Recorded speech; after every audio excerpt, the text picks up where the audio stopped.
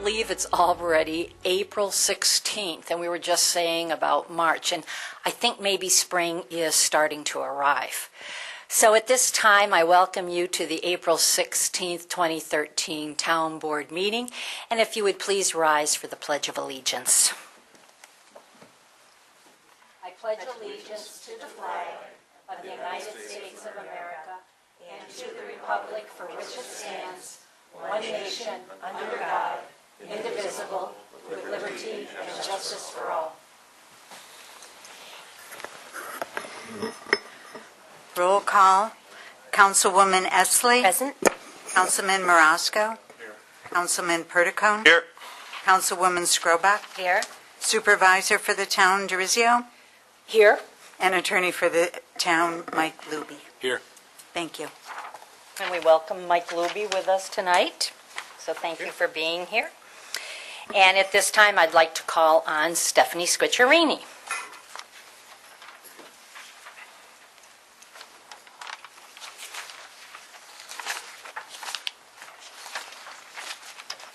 I actually wrote in my notes to breathe, so I got to remind myself to breathe. Thank you, Madam Supervisor. After 20 presentations in public forums, 16 pages of regularly updated frequently asked questions, collaboration between the Town Board and Library Board with the help and guidance of the expertise of many town employees and professional services, and numerous pieces of documentation on all different aspects of the library proposal, on Tuesday, April 23rd, 1 week from today, residents of Irondequoit will vote to shape the future of our town and our library. Our two library branches, last renovated in any significant way in 1985, do not meet the needs of our community. In increasing numbers, our residents are leaving Irondequoit to get what they need and deserve from their library, often taking their valuable business dollars with them. We have a remarkable opportunity to unite as one town to change that direction. We have the opportunity to come together to build a new central library, our community gathering place, that will not only meet our current needs, but also one that will be adaptable and flexible to plan for and meet the needs of our future.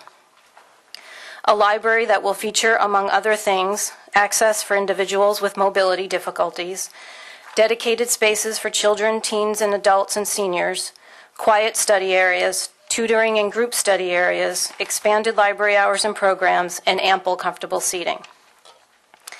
This proposal comes after many years of careful planning, professional studies, and public input. It is a proposal that provides fiscal responsibility and eliminates redundancies and duplications. By combining our resources, efforts, and staff talent into one facility, our tax dollars are used more wisely and efficiently, while also allowing for new and improved services. It further allows us to maintain and expand our collections of materials for all residents to enjoy. The proposal is for a maximum bond of $13 million. The maximum impact this would have on the average $100,000 home is $29 per year, including principal and interest payments. This $29 per year, or 8 cents a day, does not take into account revenue from the sale of the McGraw property, construction and energy grants, fundraising efforts, or lower interest rates possible with short-term borrowing strategies that we worked with the town's expert financial advisors on. The actual financial impact could be less than $29 per year. We will not borrow more. There have been many erroneous statements made about the proposal and the impact on our town. One such statement claims that the cost to expand both of our branches would cost less than half of the proposed buildings and that both branches can be enlarged. This is not true. Through our numerous studies, engineers have advised against adding second stories to the current branches because of the significant structural support required for a library. It would also require purchasing additional land surrounding each branch, meaning increased costs, knocking down homes, and taking property off of the tax rolls. The cost just to renovate the two branches with no additional space is over $6 million. This is a serious cost to doing nothing. If the referendum fails, a minimum of $6 million, or on average $22 per year, will need to be spent, and we will gain no additional space. And duplications and redundancies will continue to strain our tax dollars.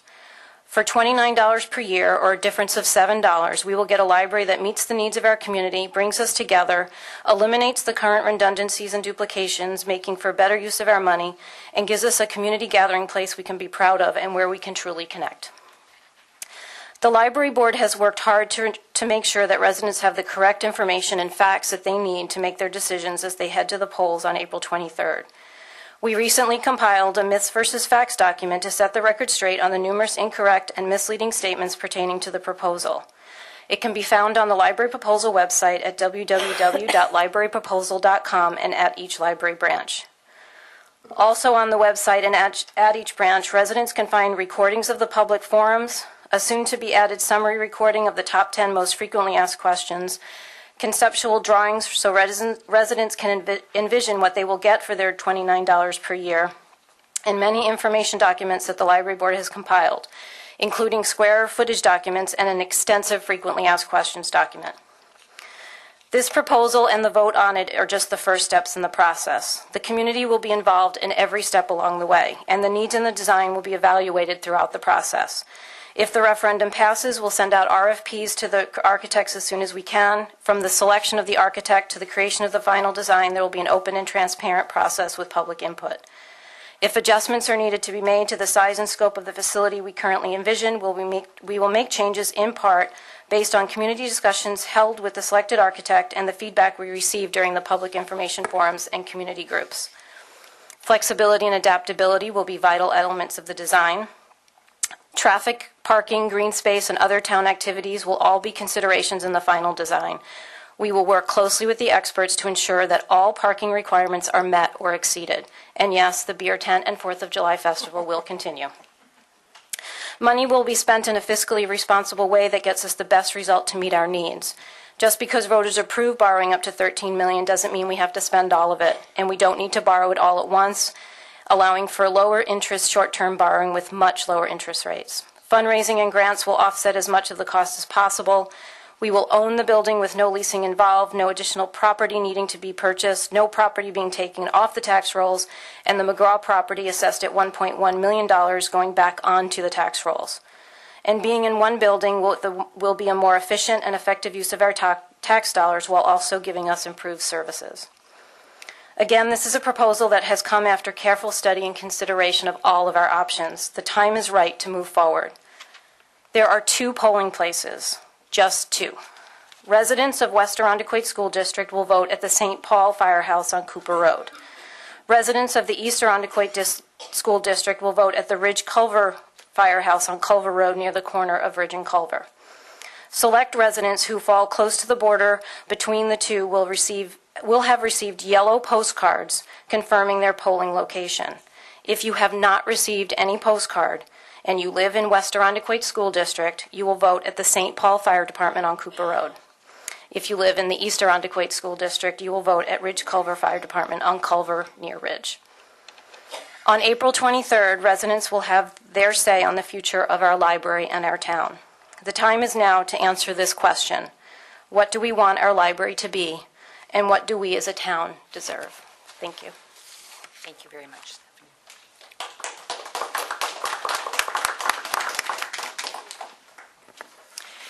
April showers bring spring flowers. Nevertheless, spring weather also brings construction. The I-Square construction is progressing with the run of the first 300 feet of sanitary sewer. We appreciate residents' patience with traffic interruptions periodically as this great project is developed.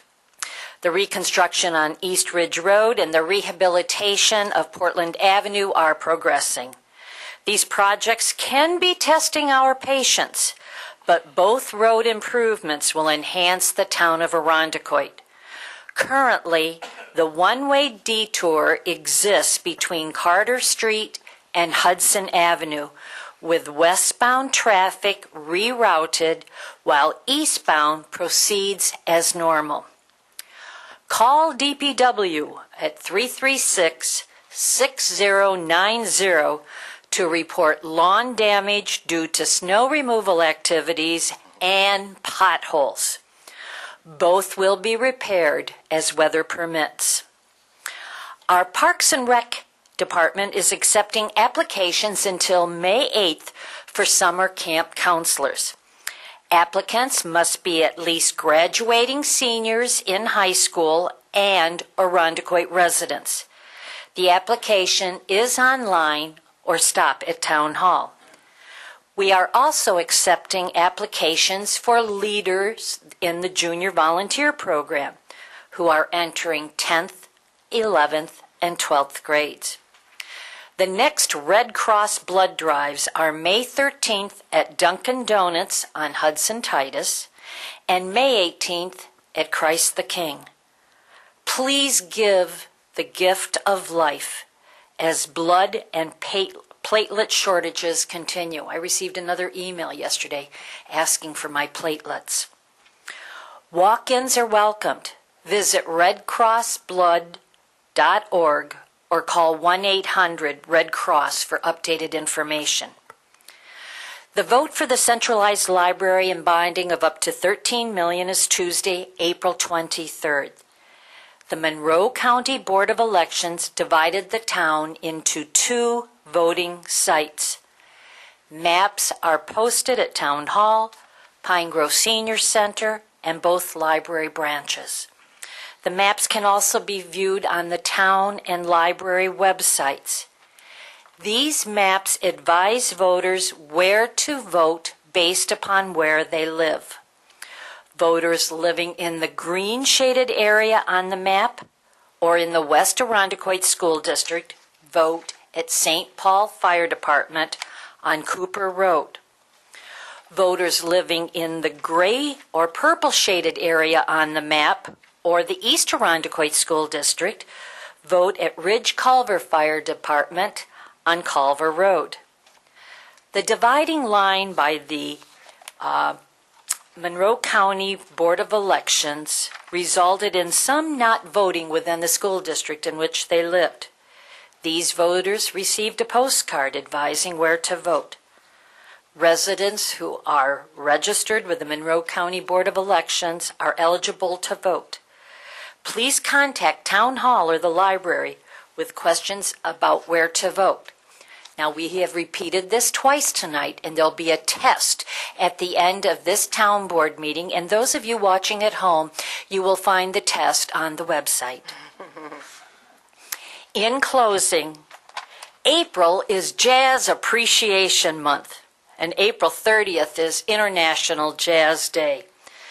The history of jazz and its prominence in musical styles have added great importance to American cultural heritage and has become an international language in bridging differences and bringing all people together. Keep in mind my thought for the night. We must always do what is right and fear nothing when doing what is right.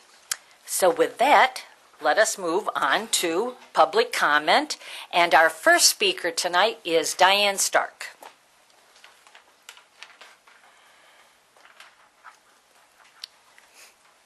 Good evening, everyone. Diane Stark, 538 Shelford Road.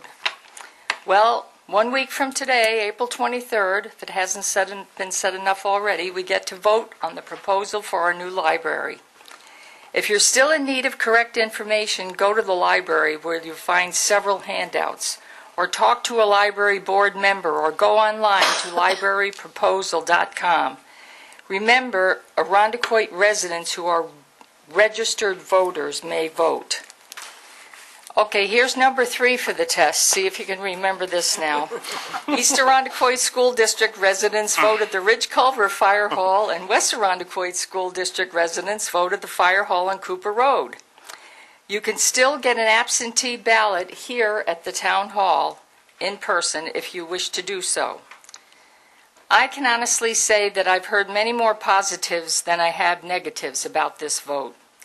But if you're one of us who plans to vote yes, please don't assume that the vote will easily pass. Your vote counts. So don't let bad weather, achy bones, or tired blood to keep you home. Do your civic duty by getting out and voting yes. However, if you plan to vote no, we won't mind if you stay home. We'll miss you dearly, I promise. As a board member of the Friends of the Irondequoit Public Library, I'm informing you as of right now that you'll be hearing a lot about the Friends Walk to Connect 3 on May 4th. To register, go to the library for the forms or go online to arundecoitlibrary.org and click on the Friends link. You can download the forms, or you can be directed to active.com where you may charge your walk fee. It's a fun event, and there'll be free entertainment for all library patrons at both branches that day. Face painting, musicians, a magician, a balloon artist, and new this year, a photo booth at McGraw. And they'll all add to the fun.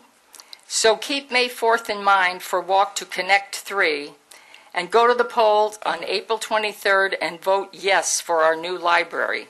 And that way, maybe in a couple of years, the Friends can change the name of the walk from Walk to Connect to Walk Here We Are, or Let's Walk in Circles, or name it whatever you want. Well, I'm walking because my mother-in-law is coming to town and I need to get out, but let's have some fun. Walk on and vote on April 23rd. Walk on May 4th. Also, just one reminder about the time, 9 a.m. to 9 p.m. So if people are used to voting at like 6 or 7 before they go to work, you have to vote after work, 9 a.m. to 9 p.m. Okay, and one of the things I did want to mention before we started public comment is you are permitted 3 minutes, and I'm told constantly by the staff at Town Hall that I'm too polite and nice. And so when you hear the bell ring over at Barb's desk, that is the end of your 3 minutes, okay?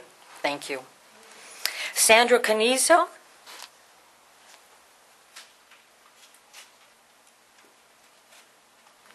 Okay. Reed O'Connell.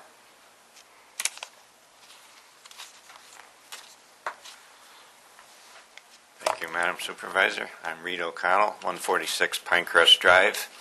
Apparently this is library night. I came also to make some comments with regard to our library project. I attended the March 26th Library Information Forum. The main purpose for my attending was not to get additional information because I was able to read all that on the website, although I did submit a question on the parking. The reason I went was to draw my own conclusions about the local project people and the organization. With all due respect to the folks that serve the public, I place more emphasis on what people do than what they say. So I was curious as to see whether everyone involved seemed to be operating as a team, such that this project has a high probability of succeeding if we okay the bond issue. I came away from the meeting feeling quite positive. The library board has worked very hard getting their ducks in a row, as evidenced by the number of the meetings that they've had, the quality and the orderliness, at least the one I attended, and the contents of those sessions. They were broad in scope, yet not boring in detail. So they placed significant and appropriate, in my opinion, emphasis on the financial importance of the timing here. Given our low interest rates, the time we should have been working on this was last year, but it's not too late. So I also liked the use of the bond anticipation notes that were mentioned in the meeting I attended. That'll save us some interest. The library board trustees are on the same page as the director and the board officers. It was also obvious to me that the library board is working closely with the town council. The council is supportive of their work as well as the project itself. And this is certainly evidenced by the fact that the council appointed Councilman Perticone as a liaison between the two groups to make sure there was communication. After the meeting, I talked briefly with some of the officials. I left feeling pretty good that my tax dollar is going to be used well. I'm pleased that the residents will have input on the design of this project. There have been many good and valid questions and concerns raised, and I'm sure that those will help satisfy everyone. I shouldn't say everyone, most people. Almost impossible to say everyone. But the boards are listening, in my opinion, so we should keep commenting. I'm convinced that an excellent planning team is in place and the project will be successful. It's important to remember that we're voting yes or no on a library. We're not voting yes or no on the final design.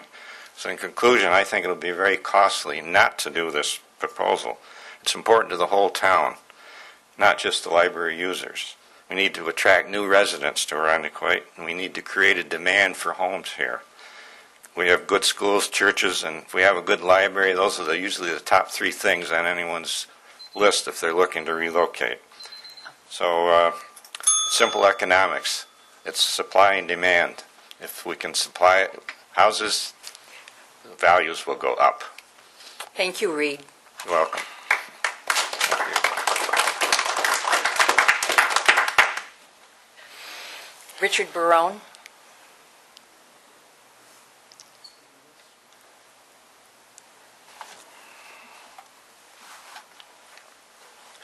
Richard Barone, 154 Hallwood Drive.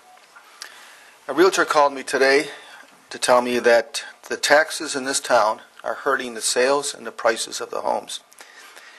That was also stated by Steve Walther a number of years in the Runnicquite Post and a 6-page report to the previous town board by Mr. Karat, the late Mr. Karat. The proposed library. The misstatement by the library board at a meeting that I attended that you would need to put columns inside the library at Cooper Road to support a second floor is totally false. I talked to an engineer who consulted with a structural engineer. You don't need to put columns inside. Now, why is the library board misleading the public? There's another method that's used in New York City all the time. So they talk about misleading statements. They make it seem as if you can't put a second floor. You can. But they only wanted one answer, so that's the answer they got. The traffic. A person with a professional office on Titus told me today that traffic on Titus is not just bad, it's getting terrible. I was there tonight. There were 20 cars backed up at Titus in Portland. Titus is a county road managed by the county, I think plowed by the town.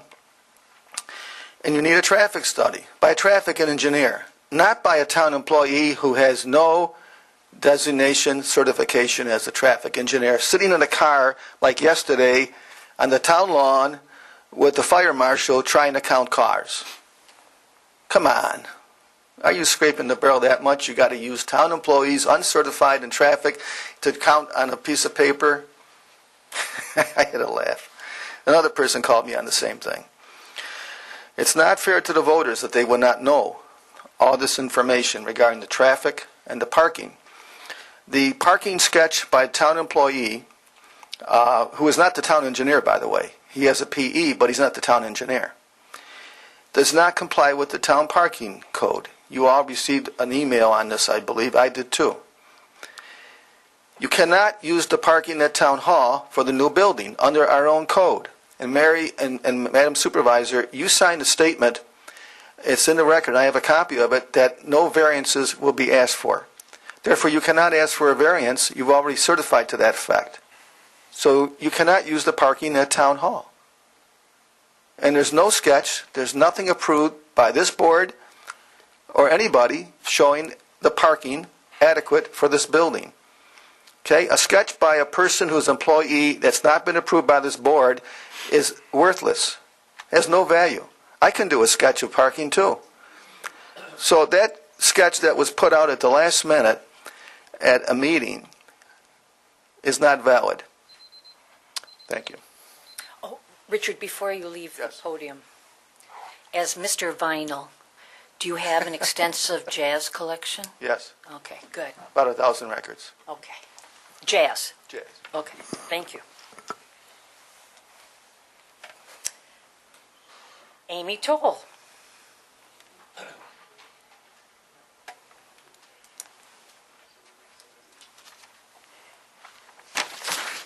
Good evening, everyone. Amy Tooley, 247 Wimbledon Road.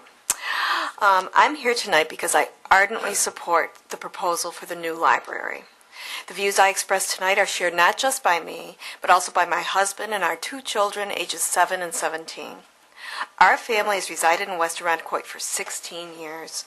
For 16 years, we have actively patronized both the Pauline Evans branch and the Helen McGraw branch. We are a family of voracious readers with many interests, so through the years we have signed out mountains of books, attended innumerable programs, and borrowed countless movies. That being said, for 16 years, my husband and I have frequently expressed to each other, to the librarians, and to fellow library patrons, when on earth is the town of Arundecoit going to combine the 2 branches and build a decent facilities for all the citizens to enjoy? The Pauline Evans branch has inadequate parking. Both facilities are crowded and cramped. Checkout lines are long. And most importantly, both buildings have structural problems which have existed for as long as I can remember. A few years ago, the roof leaked so badly in the children's department of the Pauline Evans branch that precious volumes were irreparably damaged. If we'd had a proper building back then, that never would have happened. We are the only town that I know of in Monroe County that doesn't have an up-to-date library. It's shameful. Now, when I say this, I am not saying that we should build a new library simply to keep up with the other towns. I'm saying we need a new library because we need to meet the needs of our community.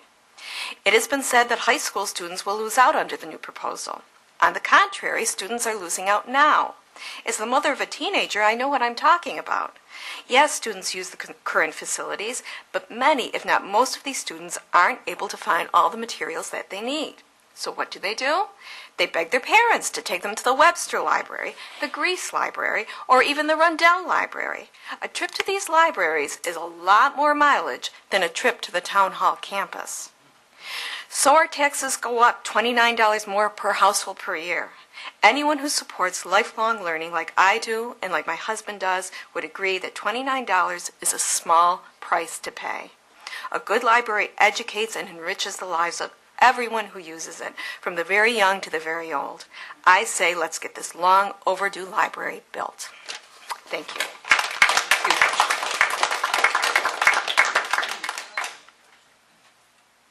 Joyce Villa.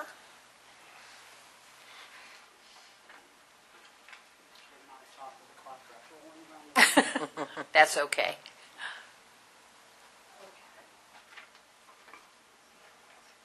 I'm not talking about the library, since we already have a budget vote on it. I'm Joyce Villa of 1845 Titus Avenue.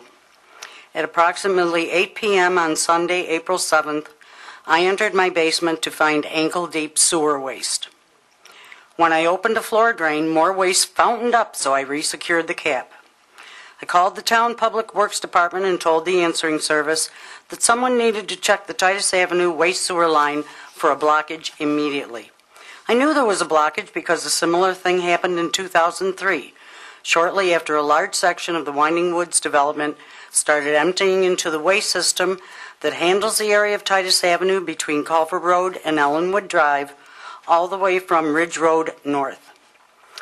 The Titus Avenue waste sewer line was installed in the 1940s. This was before Whipple Lane and all the homes on it existed, before many of the homes on Doris Road and Ellenwood existed, before most of the businesses along this section of Ridge Road existed. When Titus Avenue was slated for an upgrade in the early 90s, I raised the question of whether the waste sewer line, which is a mere 8 inches in diameter, would also be upgraded to accommodate all the development that had occurred since the 40s. The experts, or as I call them, the cut corners where you can government decision makers, assured me that the existing system, and this was county, not town, assured me that the existing system was still adequate for the needs at that time. Since then, the townhome development opposite Larkspur Lane has been added to this waste stream. The difference between my two backup disasters is that the prior one produced almost 2 feet of sewage water because I didn't have a backflow check valve in my line to keep waste from backing up into my home when the Titus line blocks up. I have since invested in a check valve. However, it cannot protect me when a Titus blockage prevents the waste my home generates from emptying into the municipal system. I'm just grateful that I found the backup before it got any worse, and I wasn't the only victim. I know for a fact that waste started backing up into the stationary tub at 1825 Titus also. I do not know how many others were affected, and all of this happened despite the routine maintenance performed by the town. I do know that I'm terrified to leave my home for any extended period of time for fear that I will return to a basement full of sewage that results in my losing another furnace, water tank, dehumidifier, washer, and dryer as I did in the first backup caused by a blocked sewer line on Titus Avenue. I need my hip replaced but don't feel safe leaving my home long enough to have it done. In the rainy spring season, I get some groundwater entering the basement. It's an old farmhouse. I'm going to finish. I used to take care of this by opening floor drains where the water collects. Joyce. How can I do this now when I never know if the Titus line is going to Joyce. block up? Joyce, by your reading all, that exceeds the 3 minutes that... I have one more... If you would please just listen for a second, because this is dictated by town code. I would suggest Pat Meredith is in the back of the room. If you could talk with him tonight to really get a resolution to this and get to the bottom of it, okay? Also, Joyce, if you leave that with the clerk, we will read it. Yes. I want it on the record. And you can have me arrested and thrown out. I have 2 more paragraphs, and I am going to finish it. In the rainy spring season, I get some groundwater entering the basement. I used to take care of this by opening floor drains where the water collects. How can I do this now when I never know if the Titus line is going to block up, preventing my waste from exiting my home? No one should have to live like this. This section of the Titus waste system is the same section into which Mark IV's proposed high-density legacy development would empty. The same section that the property opposite Mark IV's would empty into if the new owner, who wants to build 245 affordable unit apartments, has his way. The same section that a 745-unit potential development on the Boer property in the 1900 block of Titus would empty into.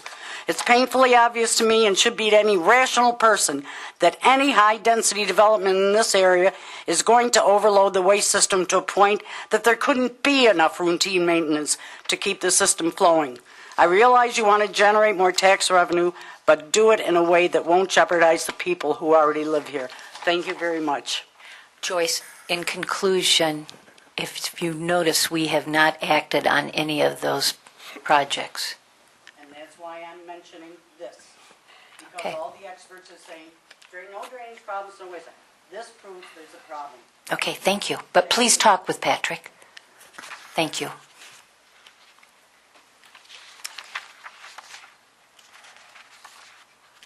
Okay.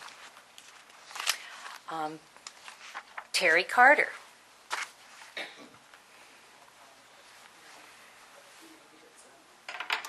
Terry Carter, 99 Oak Ridge Drive, resident of the town since 1980. Planning and zoning projects, fitting locations. The best example I can give of what happens when a project does not fit a location is the mall, now the Medley Centre on East Ridge Road. Many residents, including myself, didn't want a mall. We wanted a business park or a commerce park. That is probably still the best use for that location, but we now have to deal with the legacy of what was built. Large-scale retail businesses in the mall environment will never work in this town. They do not fit the location. That is why I've spoken against the proposed R7 rezoning. In all respects, the project is an extremely poor fit for the Titus Avenue location. As a side comment, and this is probably already happening, we really need to make a decision and bring the R7 proposal to a conclusion as soon as we possibly can. Whatever studies and documentation are required, let us get them done. Complete whatever legal processes we need to. It has become a drag on the town.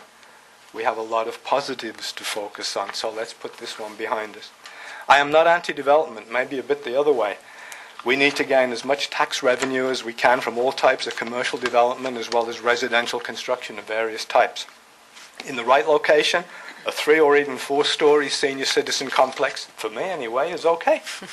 The parcel on Titus Avenue would generate tax revenue with single-family homes there. There are areas of the Ridge Road corridor that I think are suitable for light manufacturing, high-tech manufacturing, component fabrication, perhaps elsewhere in the town too. Increased traffic can be an indicator of increased activity, including economic development expansion. It's not always a bad thing. If I got to be 5th versus 15th in line and the town's booming, I'll wait. It is essential that any changes to the town master plan or related zoning ordinances include checks to ensure that every construction project is a very close fit for the proposed location. We need to build in processes that ensure neighbourhood characteristics, environmental concerns, tax revenue generation long-term are evaluated in detail and subject to rigorous standards of compliance. A plan defines where you want to go and how to get there. We need to be sure that we do not end up in the wrong place because we went after short-term gains with any project. It is usually more expensive and complex to fix a problem than it is to prevent it from happening, particularly environmental problems. Good planning, strategic and tactical, including zoning, is critically important to the town. We need to ensure that all changes reflect this. You don't have to have everything nailed down at once. I am okay with the library having a concept, and we fill in the details as we go along. Thank you for your time and Thank you, attention. Terry. Good night.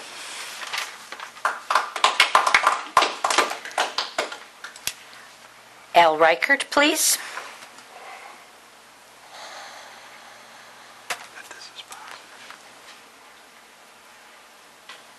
Madam Supervisor, ladies and gentlemen of the Town Board, I live at 192 Rogers Parkway. Lived there since 1965. My wife's a native Arundequoiter. Her family goes back to the 1920s. They still have the family homestead up on Belclair Drive. One of the wonderful things about this town is our town hall. I think it's the most beautiful town hall in the county. The landscape around this town hall is a delight. We should preserve that. That monstrosity, and I say monstrosity, that's maybe too hard a word. That large building is going to take away, by virtue of its parking requirements, most of that 1/3 of our frontal property on Titus Avenue. I think of the most wonderful July 4th, the birth date of our country, Declaration of Independence, the greatest thing since the Magna Carta. It's a day we celebrate in this town. I've been in the parade many times. I love going down that Titus Avenue and seeing everybody very happy and celebratory of our great birth as a nation. We're not going to have those parties like we have in the past.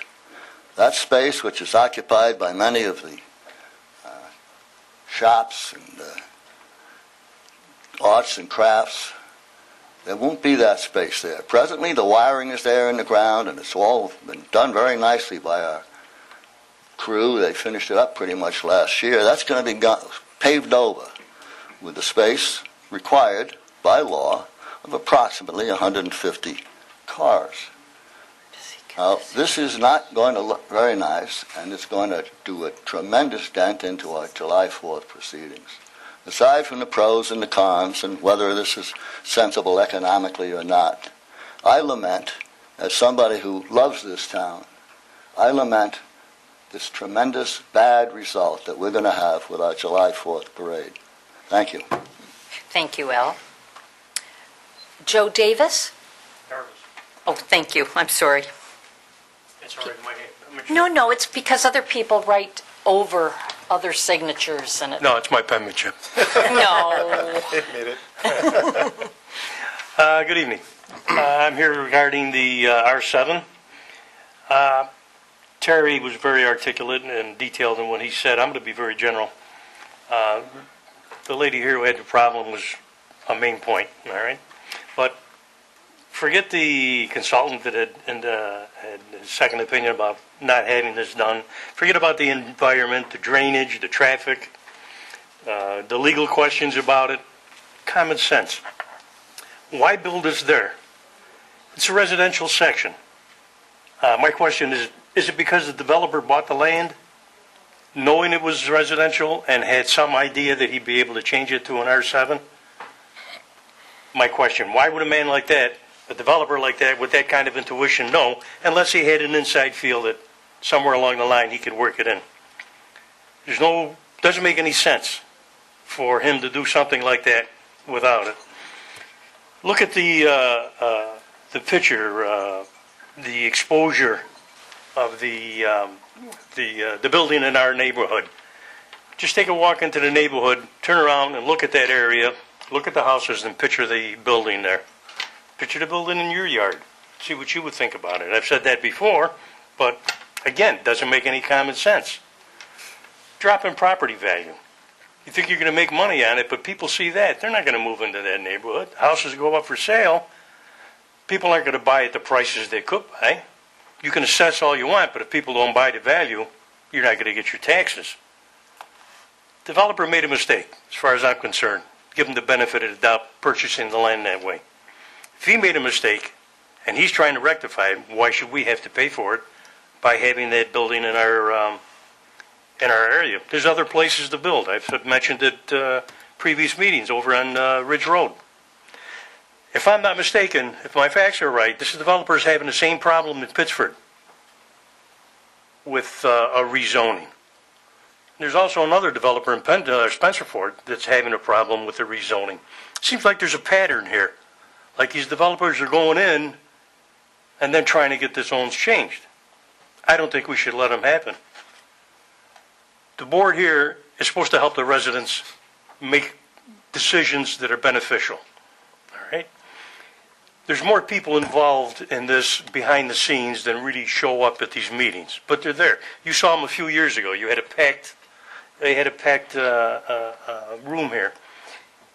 I guess what I'm saying is these people don't want it. You're supposed to help people decide. The people don't want it. What's the question? People do not want it. And again, if we're waiting for elections to change the balance, Thanks, Joe. not going to make a difference. Thank you. Appreciate it. Greg Devlin.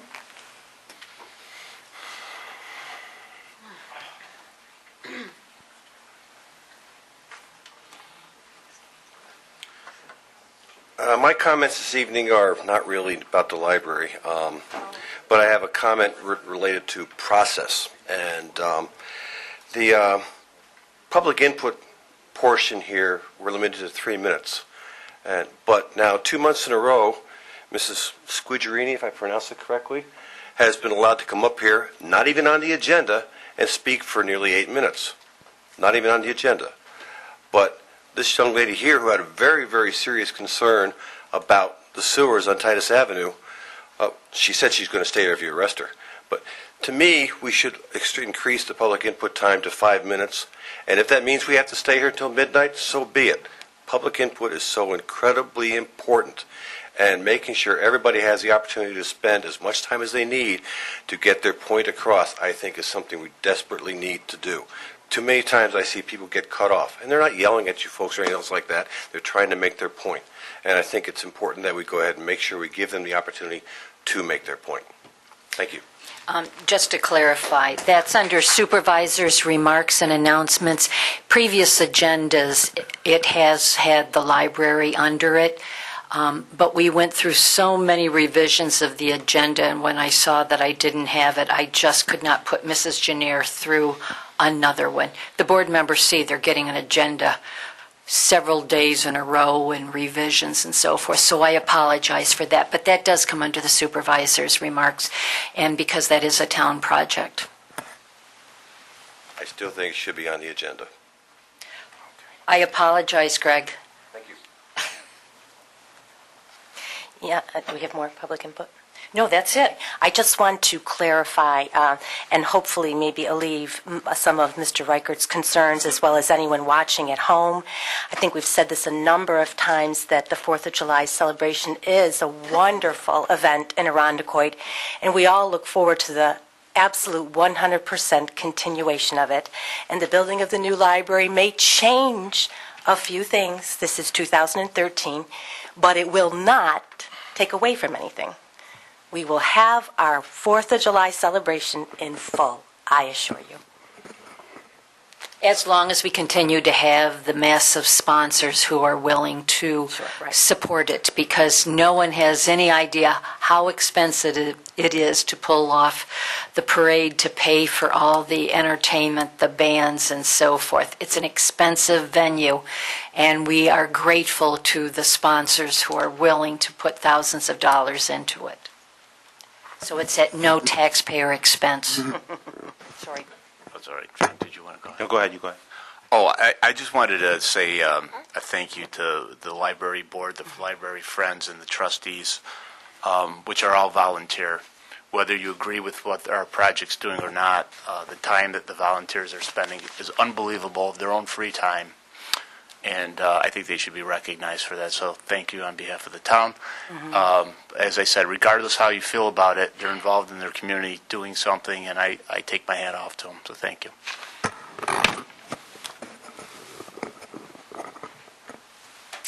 And Joyce? I got a couple Oh, I'm comments. sorry, John. First of all, obviously, I think we do have to thank the library board and the Friends for all their hard work over the last year or so. And I think we owe a lot of thanks to Larry back there as well. There were a couple comments tonight. I take Larry's opinion with very high regard. Larry's been involved with this project. He sees what's going on over there. We've done traffic studies before, and the same people tell, if the traffic study isn't what they want it to say, they'll say the traffic study will just tell you what you want it because you pay them. So we've been through traffic studies with the mall. We've been through traffic studies down on Titus Avenue in various parts. And I want to make a comment on Titus Avenue. With all this construction going on Ridge Road, you're going to see a lot of traffic on Titus Avenue for the next 6 or 8 months coming. It's starting now, and I think that has a lot to do with it. And as for the 4th of July, I would rather see a library on that piece of property than 2 days' worth of arts and crafts tents over there. So that's my opinion. But again, I want to echo what Paul said, to thank the library board and all their volunteers and everybody. It's been a good experience for me, and I think everyone should thank them. Your integrity throughout this process has been the utmost. And I want to just reiterate that I have seen you give both sides of the stories and take questions from all portions of people and give honest answers to their concerns. I'm sorry. I also want to echo my sincere thanks. I was on the library board for 6 years, and I do understand the processes that the library board has gone through. Yes, there are still many people who have questions, and I encourage them, as the library board has encouraged them, to go on the website, review the information, make the decisions. I think that the library board has clarified many issues. There may be some environmental issues, there may be some traffic study issues still up to come, and hopefully those will be addressed. So, thank you, and we hope to see the process follow. Thank you.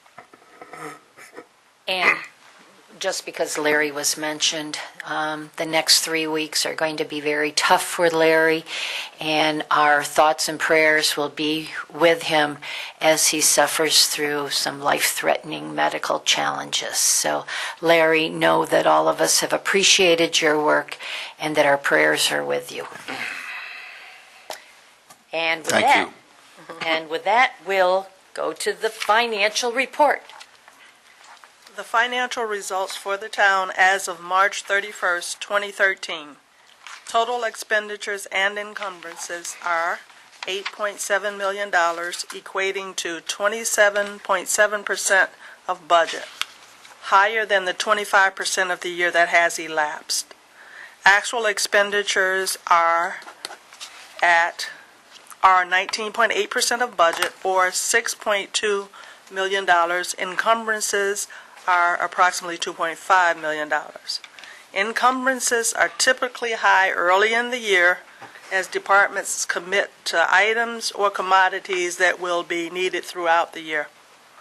The general fund expenses are 27.1% of budget, or $4.9 million. That spending level is not unusual at this point of the year. The expenditures break down as follows. Actual expenditures are $3,771,000 and encumbrances $1,148,000. Collectively, the expenditures in the highway funds are $2,123,000, or 38% of budget, above the 25% of the year that has elapsed. As expected, each of the highway funds has sizable encumbrances, such as gas and fuel in Highway 1, debt principal and interest in Highway 3, and salt in Highway 4. This will taper out as we progress through the year. Actual expenditures in the other major funds are lower than the 25% of the year that has elapsed. The library has expended and encumbered $402,000, or 21.6% of budget. The sewer fund is 21.7% of budget, equating to $847,000. The expenses in stormwater drainage total $99,000, or 12.7% of budget. The general fund revenue received is $10,792,000, or 59.8% of budget. Of that amount, $10.3 million is tax revenue, and $190,000 is pilot revenue, and that's 76.3% of the pilot budget. However, it is the total amount that is due at this point in time. Regarding the entire town, $22 million, or 70.7% of revenue has been received to date. Approximately $16.3 million is real estate tax. The library has received $1.7 million, or 93.6% of its revenue. Highway has received a revenue of $4.7 million, or 85%, and $3.7 million of revenue is in for the consolidated sewer, equating to 98%. You have a page 3 of the report. This is the end of the quarter, and the information on the third page displays by fund the first quarter comparisons to the prior 6 years. So for the major funds, the percent of budget spent and encumbered is consistent with trends of the prior years. If you take a look at page 3, you will note that basically in all of the major funds, the first quarter percentages are consistent. And that is also true with revenue. And this concludes my financial report for the month of March. Okay, thank you very much, Annie. You're welcome.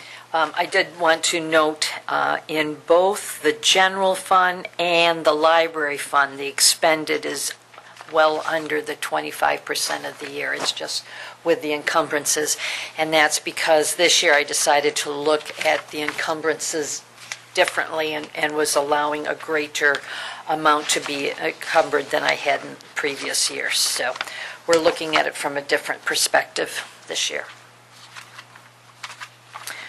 All right, next, approval of minutes. March 13th, 2013, the workshop meeting. So moved. And a second, Second. please? All right, did anyone find any additions, corrections? Nope. No? Great. Seeing none, excellent job.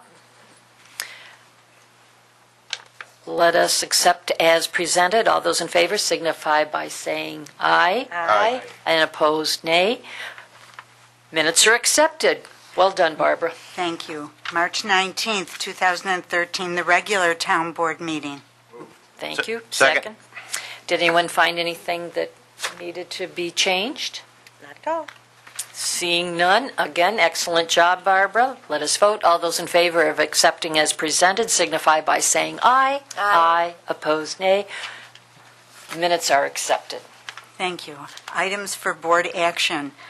Item 4A, 2013-1, calling for a public hearing pertaining to the adoption of the Arundequoit 2013 Community Development Block Grant Program. Motion Moved. and a second. Second. Okay, Annie.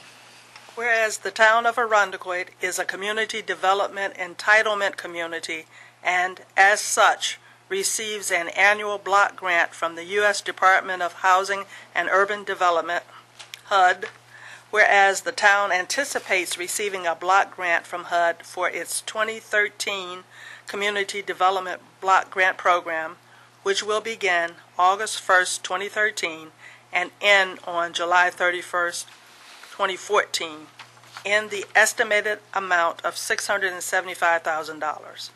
And whereas the town has prepared a Community Development Block Grant Program and in anticipation of receiving HUD funding for its 2013 program year, and whereas the town is required to hold a public hearing on this matter in compliance with program rules and regulation promulgated by HUD, and whereas the Arundequoit Town Board hereby determines that the actions authorized herein, namely the announcement and conduct of a public hearing regarding the adoption of the Arundequoit 2013 Community Development Block Grant Program, constitute a Type 2 action for which environmental assessment is not required under 6 NYCRR 617.5, and whereas the Arundecoit Town Board hereby determines that the programs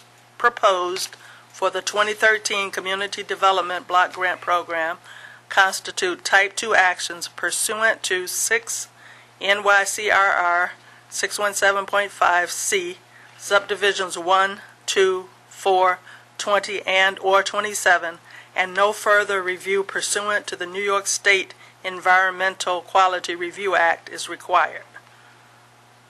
6 NYCRR 617.5A. Now therefore be it resolved that the Town Board schedules a public hearing at the regular meeting of May 21st, 2013 at 7:35 p.m. on the matter of adoption of the Arundecoit 2013 Community Development Block Grant Program in the estimated amount of $675,000 for submittal by the Town Supervisor to HUD. The resolution shall take effect immediately upon its adoption. Thank you, Annie. You're welcome. Does anyone have any discussion? Let's call for the public hearing. Okay. Hearing none, let us vote. All those in favor signify by saying aye. Aye. Opposed, nay. Motion carries.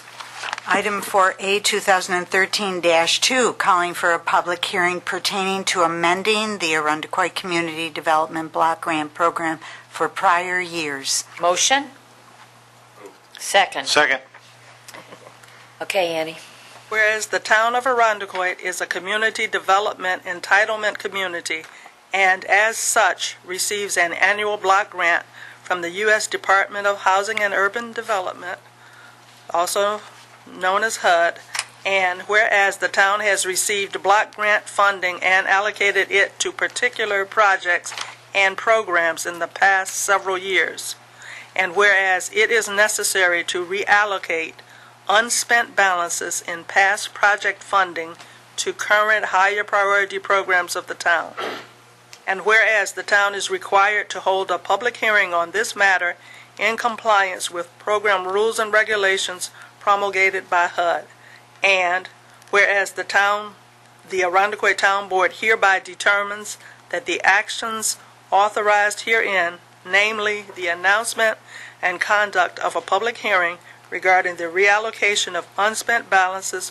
from prior years to current higher priority programs of the town, constitute a Type 2 action for which environmental assessment is not required under 6 NYCRR 617.5, and whereas the Arundecoit Town Board hereby determines that the proposed reallocation of unspent funding previously approved to higher priority projects constitutes a Type 2 action pursuant to 6 NYCRR 617.5C, subdivisions 1, 2, 20, and/or 27, and no further review pursuant to the New York State Environmental Quality Review Act is required. 6 NYCRR 617.5A. Now therefore be it resolved that the Town Board schedules a public hearing at the regular meeting of May 21st, 2013 at 7:36 p.m. in the matter of amending the Arundecoit Community Development Block Grant Program for prior years. This resolution shall take effect immediately upon its adoption. Thank you, Annie. Does anyone have any questions to ask? Okay, hearing none, let us vote. All those in favor signify by saying aye. Aye. Opposed, nay. Motion carries. Item 4A, 2013-3, authorizing a contract extension with Stewart I. Brown Associates, Inc. for consultant services related to the Community Development Block Grant during 2013 and 2014. Motion, please. Move. Thank you. Second. Second. Thank you. Annie, you're getting a workout tonight. Yes. Whereas it is necessary to continue the services of a consultant to the town with respect to management of the Community Development Block Grant Program, and whereas Stewart I. Brown Associates, Inc. has agreed to extend its contract with the town for the 12-month period from May 1st, 2013 through April 30th, 2014 at the hourly rate of $90. And whereas funding for this service is available in the Community Development Block Grant as an administrative expense. Now therefore be it resolved that the Town Board approves a contract extension with Stewart I. Brown Associates, Inc. for consultant services related to the Community Development Block Grant from May 1st, 2013 through April 30th, 2014 at the hourly rate of $90 per hour. This resolution shall take effect immediately upon its adoption. Thank you, Annie. Any discussion? Okay. Hearing none, let us vote. All those in favor signify by saying aye. Aye. Opposed, nay. Motion carries. Item 4A 2013-4, authorizing an amendment to the 2013 operating budget of the Justice Court to accept a grant from New York State in the amount of $4,585.70 for courtroom enhancements and furniture for the court. Moved. And a second. I'll second it. Thank you. Annie gets to cover this one for the court tonight. Whereas the Justice Court has received a grant in the amount of $4,585.70 from the State of New York for the purpose of making certain improvements to the courtroom facility and purchasing furniture. And whereas this was not anticipated in the original 2013 budget, and therefore requires an amendment to the 2013 budget for the Justice Court. Now therefore be it resolved that the 2013 operating budget of the court is amended by appropriating $4,585.70 as revenue to account 001-0001-3089-1110 and $4,585.70 to the expense budget of the court in these accounts. 001-1110-2011, which is building improvements, for $1,175.34, and 001-1110-2200 in the amount of $3,410.36 for furniture, for a total of $4,585.70. This resolution shall take effect immediately upon its adoption. Thank you, Annie. You're welcome. Any discussion? No, Madam, just a compliment to the court clerk, Irene Schmiegel. She is so faithful about applying for these grants, and often, hardly a year goes by where she doesn't get one. So hats off to her, and I hope she's having a good time on her vacation. Yes. No other discussion? Hearing none, let us vote. All those in favor signify by saying aye. Aye. Opposed, nay. Motion carries. Item 4A 2013-5, authorizing the promotion of a police officer to police sergeant in the Arundequoit Police Department. Motion? Moved. And a second. Thank you. All right. This one is you, Beth.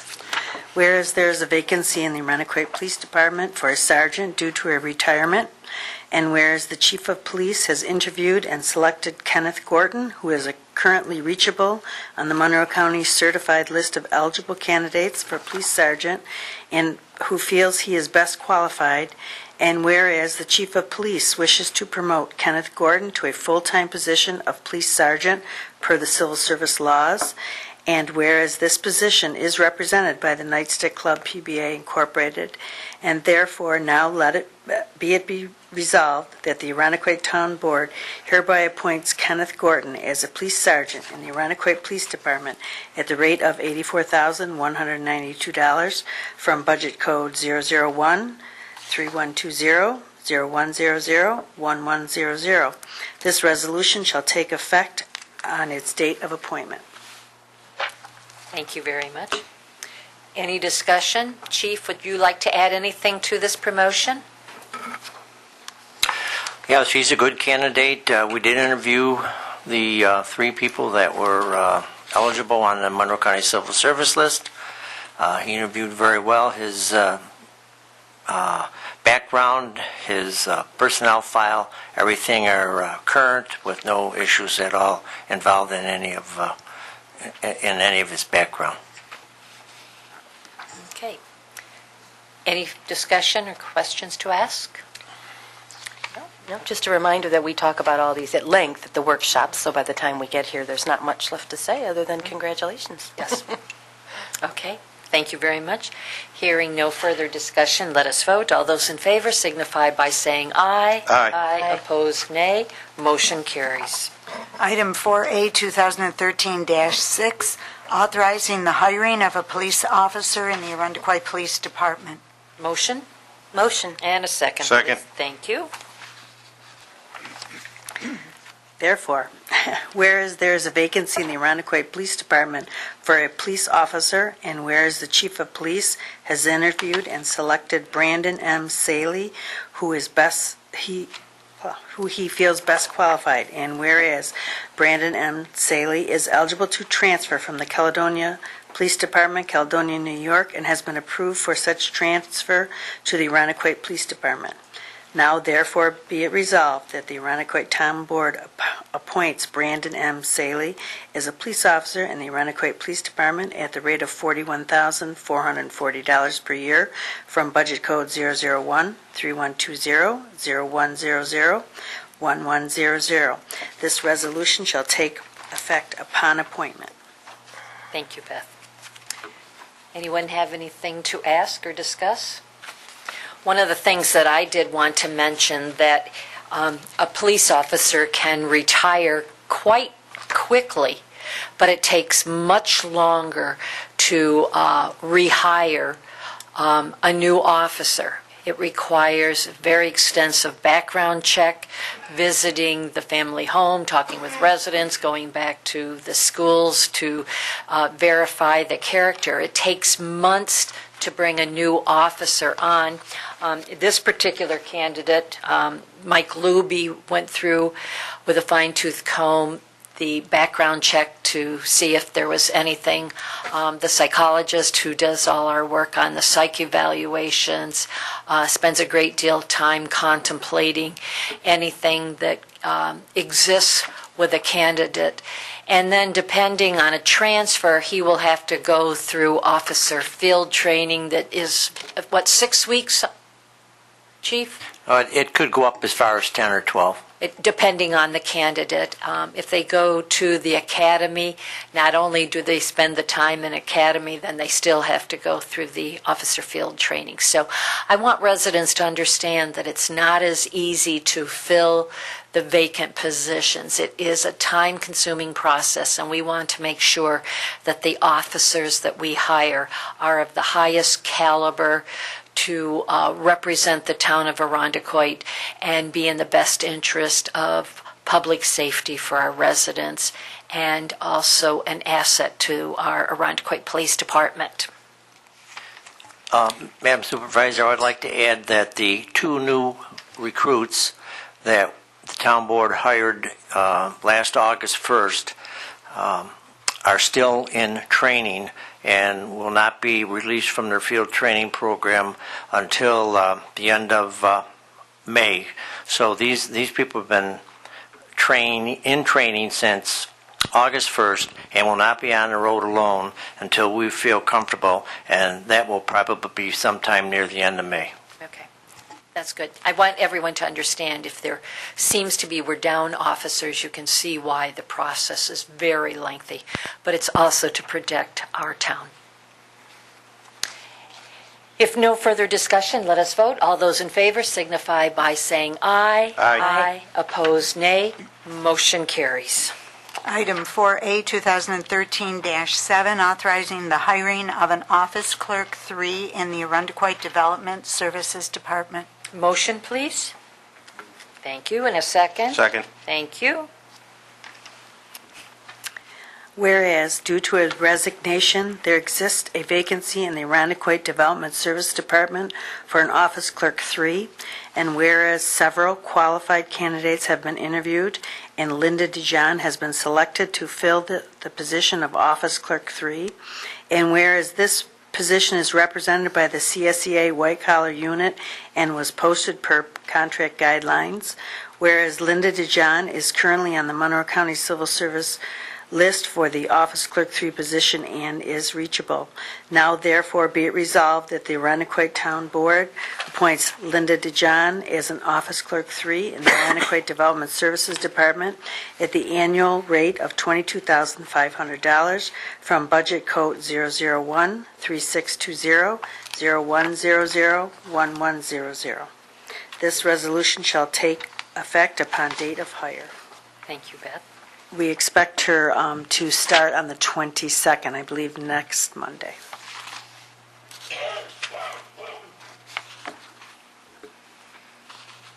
Does anyone have any questions or things you would like to ask about her?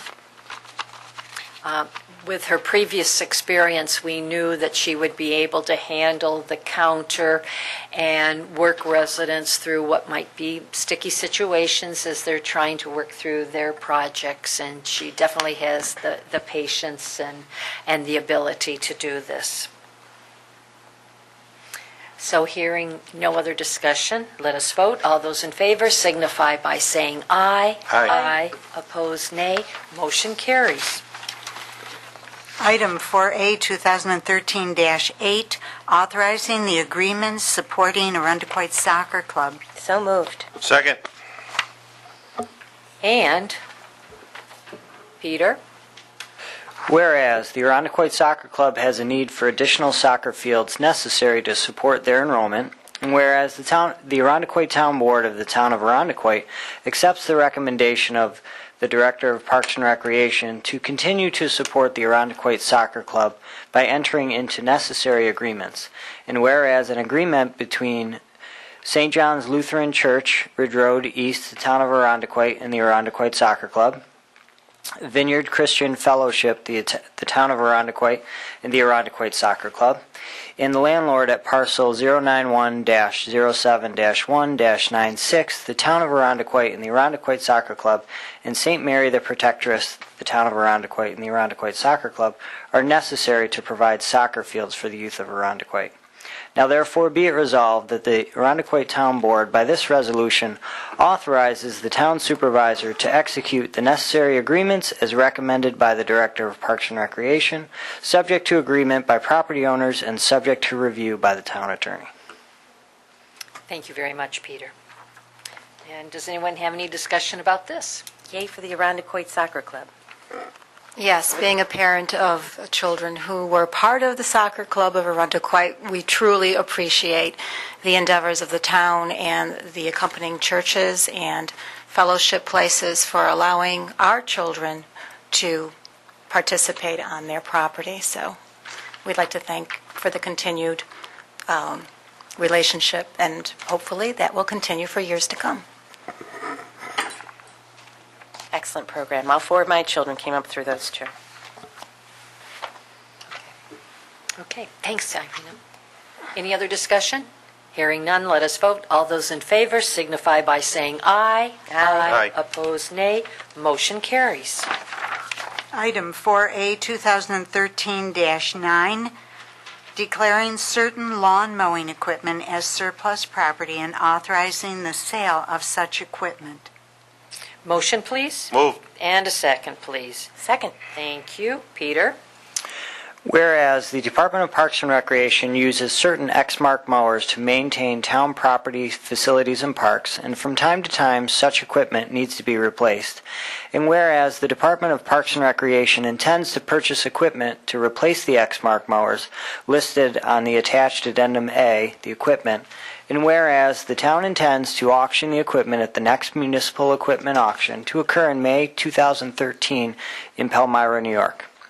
Now therefore be it resolved that the town board hereby declares said equipment, serial numbers set forth in Addendum A, as surplus and authorizes the town supervisor to execute and deliver such documentation as necessary to auction said equipment at the next appropriate municipal equipment auction.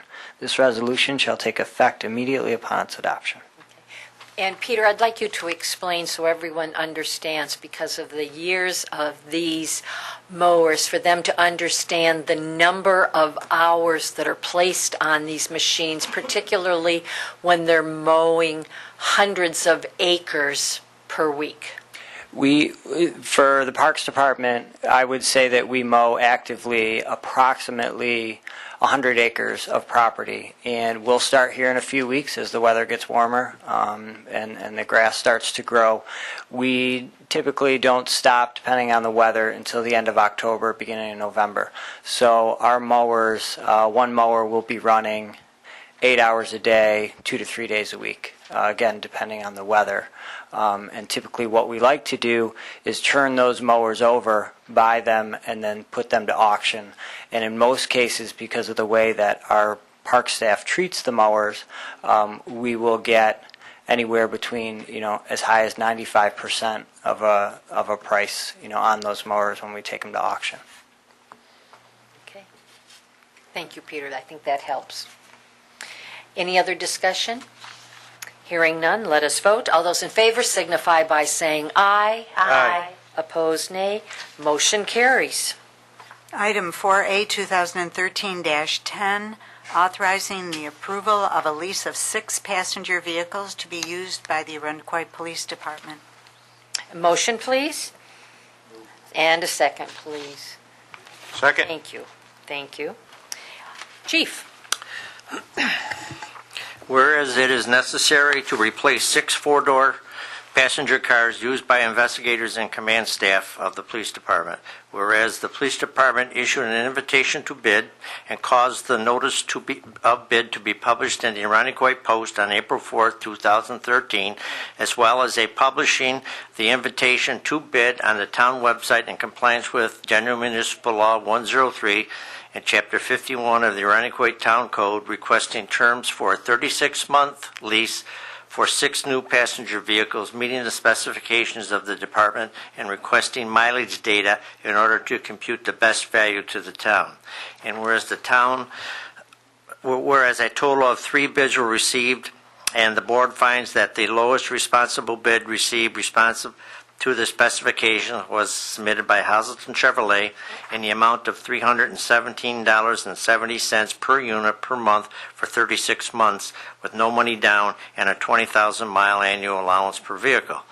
And whereas funding for this expense is available in the 2013 budget in account 001-3120-4220, leasing of police vehicles. Now therefore be resolved that the town board hereby finds the aforesaid bid to be the best interest of the town and authorizes the supervisors to enter into an agreement with Hazelton Chevrolet in such form as approved by the attorney of the town for the lease of the 6 passenger vehicles at a cost of $317.70 per month for a term of 36 months from May 1st, 2013 to April 30th, 2016. This resolution to take effect immediately upon its adoption. Thank you, Chief. I'm going to ask Mike Luby to talk a little bit about this, because this was a bit of a more complex bidding process, but I want residents to know that we have reduced from 7 to 6 leased cars, and the ones that just went off lease were at $343.68 per month. So we're always looking for the best value that we can achieve. I'd like to just take a moment to compliment Deputy Chief Tantello. This was his first effort to go through a purchase process, and he consulted with us fairly early on. And we elected, after some discussion of what possible options, to use a full competitive bid process, which worked out to your advantage, as you can see on the numbers. Also, in addition to the 3 bids, it also attracted a fair number of interest from a number of other potential bidders, including some out of state. But in talking to the Deputy Chief, I was very impressed with the way he went about it. And determining what kind of car, he was very careful to go through an analysis of what was really needed. For example, looking at the equipment that he would have to carry, body armor and so forth, they made a determination of what trunk size they would need. You have computers, you've got radios and other onboard equipment, so they were looking at the type of column and the type of bench seating you needed to accommodate that equipment without a whole lot of modification. And also, before electing to go to even to competitive bid, he did make an effort to see if the vehicles that he needed were available under state contract, and only went to bid after he couldn't make that savings. So your deputy chief and Chief Boyan did a wonderful job for you, I think, in terms of minimizing the cost before they even started the process. Thank you. Chief, are all these vehicles marked? These are all unmarked These are all vehicles. unmarked. Okay, any other discussion? Hearing none, let us vote. All those in favor signify by saying aye. Aye. Opposed, nay. Motion carries. Item 4A, 2013-11, declaring surplus a portion of land located on Titus Avenue Extension north of 2529 Titus Avenue Extension. Motion, please. Did someone? Oh, thank you. In a second, please. A second? Yeah, thank you. Okay, Patrick. Whereas Cynthia Ann Breeden of 2529 Titus Avenue Extension, being the adjoining property owner, has offered to purchase a portion of town property being commonly known and referred to as tax ID number 077.11-3-50.1, located on Titus Avenue Extension, a vacant parcel approximately .086 acres as described in Schedule A, and situated north of her side lot line in an R1 residential district. We'll call that the property. And whereas the town owns the subject parcel and is empowered to dispose of it in accordance with the laws of the state of New York at fair market value, and whereas the highway superintendent of the town has, pursuant to the town law of the state of New York, the town law, declared the property to be abandoned and requested that the town board determine the property to be surplus for the purposes of selling the same, and whereas a fair market value appraisal of the said property in the amount of $3,150 was completed by Pogel, Shubmel, and Ferrara, LLC, on March 8, 2013, and whereas in addition to the purchase price of the property at fair market value, as established by appraisal, all costs of the proposed transfer of title to the property, including but not limited to appraisal, abstract, instrument survey, transfer of taxes, recording and filing fees, and legal expenses, shall be borne exclusively by the purchaser of the property.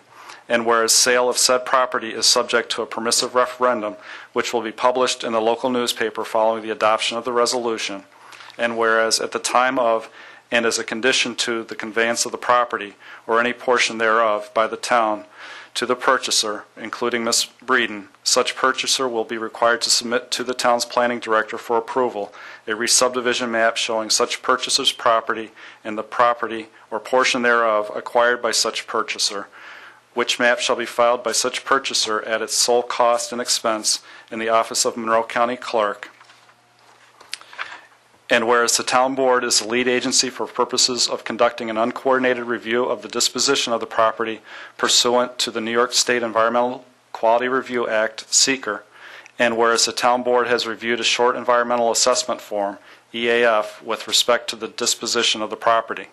Now therefore, upon consideration by the town board of all written submissions, the town board, having given the matter due deliberation and consideration, including but not limited to a review of the short EAF, it is resolved that the proposed disposition of the property constitutes an unlisted action pursuant to SEQR and the regulations promulgated thereunder, and it is further resolved that the town board as lead agency finds that the unlisted action in the proposed declaration of the property as surplus and its associated transfer of title to the purchaser will not have a significant adverse impact on the environment, and accordingly hereby issues a negative declaration under SEQR, and it is further resolved that the negative declaration has been prepared in accordance with Article 8 of the Environmental Conservation Law of the State of New York, and it is further resolved that the Town Board does hereby find and declare that the property is surplus and may therefore be sold in accordance with the requirements of applicable law, and it is further resolved that the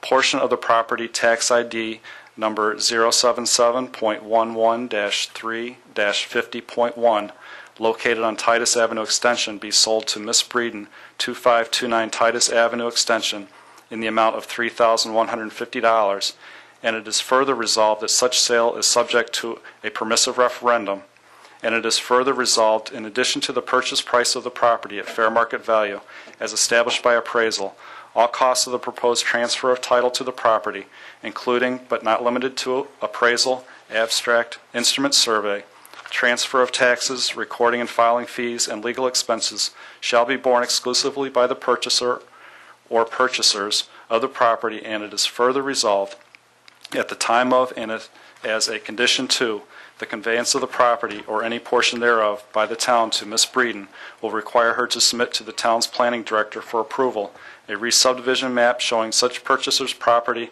and the property or portion thereof acquired by such purchaser, which map shall be filed by such purchaser at its sole cost and expense in the office of the Monroe County Clerk.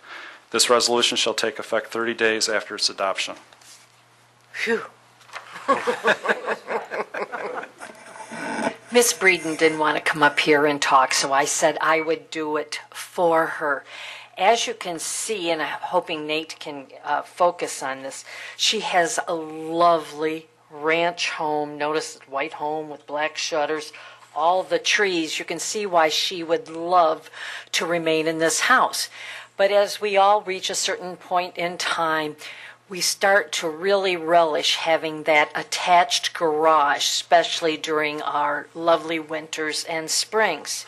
So we have a rendering on here where she has a two-car garage. Notice how it balances this side of the house with the peaked garages and the peaks of this, her lovely entryway there. And because this property also has a slope that would just add more trees, and I noticed the leaves to be raked, there would be no other use to the town for this property. And we do have many surplus properties in town that landowners are interested in acquiring, just so they have that open space by their homes, or perhaps they want to put a little addition or something. So you're going to be seeing us dispose of more surplus properties. So I wanted the board to see these. Mary Joyce, I'll add to this. Miss Breeden's family has owned this property since it was built. I don't have the exact date at the tip of my tongue here, but it was in the 20s or 30s, I believe. Most of the houses in the neighborhood do have either attached or detached garages. This is one of the few that does not. And also currently there is an encroachment on town land by her existing driveway that's there. She has been maintaining the property. I'm not sure I would have ever known about this encroachment had she not approached us with a survey map that showed these things. But I guess what I'm getting at is that there won't be a huge significant change with her driveway. The two-car garage that's going to be built is going on the footprint of the existing asphalt area. So in the end, I think the house is going to be more in keeping with the neighborhood. She gets to stay in a home that she's grown up in, and she enjoys the neighborhood, and I wish her well in her endeavors here. And I presume that the addition of the garage does add value to your home. And the assessor shaking her head. So, but that's good for you too, because our homes tend to be a large investment nest egg for us. Well, and as we do go forward with these other properties that residents might want to also acquire, it's a win-win for the town. The town gets the revenue, that tax-free property goes back on the tax rolls, and the property owners get a boom to their property. It's just a great thing all around. It is. Any other discussion? Okay, hearing none, let us vote. All those in favor signify by saying aye. Aye. Opposed, nay. Motion carries. Congratulations. Okay, we shall be in touch as we move through the process. Item 4A, 2013-12, declaring certain DPW equipment as surplus property and authorizing the sale of such equipment. Motion, please. Moved. And a second, Second. please. Okay, Patrick? Whereas the Department of Public Works uses certain equipment to perform services for the town and to maintain town property, and from time to time such equipment needs to be replaced. And whereas each piece of equipment listed on the attached addendum A, the equipment is several years old and no longer used by the town. And whereas the town intends to auction the equipment at the next municipal equipment auction to occur in May 2013 in Palmyra, New York, now therefore be it resolved that the town board hereby declares said equipment, serial number set forth in addendum A, as surplus, and authorizes the town supervisor to execute and deliver such documentation as necessary to auction said equipment at the next appropriate municipal equipment auction. This resolution shall take effect immediately upon its adoption. And the addendum A here lists 4 different items. I'll list them off quickly. The first is 1999 Xerox map copier, series 8830. The second is a 1996 Coates tire machine, model number 5060A. The third item is a 1999 Coates spin balancer, model number 850S. And the fourth item is a Brother electronic typewriter, model GX 8250. How many of you out there still have an electric typewriter? Come on. Okay. Any questions or discussion? Okay, hearing none, let us vote. All those in favor signify by saying aye. Aye. Opposed, nay. Motion carries. Item 4A, 2013-13, repealing resolution number 2002-243, adopted October 15, 2002, which established a sewer pump exchange program for residents of the Schnackle Drive area. Moved. And a second, please. Second. Thank you. And Patrick. Whereas on October 15, 2002, the Town Board adopted Resolution Number 2002-243, which authorized a program allowing individual agreements with residents of Schnackle Drive, recognizing that some of the 35 sewer pumps placed a decade earlier might be in disrepair, and allowing residents of Schnackle Drive to exchange each pump in disrepair with a refurbished pump.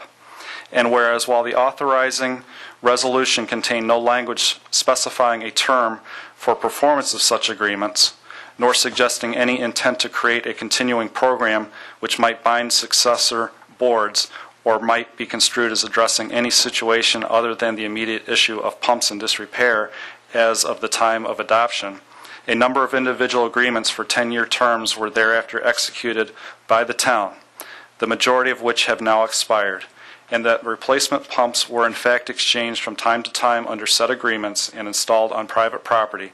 And whereas the town board now finds that the operation of a municipal sewer system is a governmental purpose, and that for such a purpose a town board is not authorized to bind successor boards, and that in any event the 2002 resolution expressed no such intent.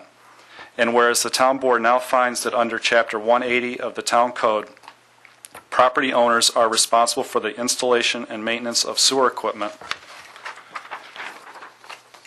including grinder pumps, from the owner's building to the connection to a public sewer, that the arrangement existed under Resolution Number 2002-242 are unique to that particular neighborhood, and that no other properties within town have been given similar benefit, and that, however justified at the time of inception, a continuing special benefit of replacement sewer pumps at public expense cannot be justified as an ongoing town purpose.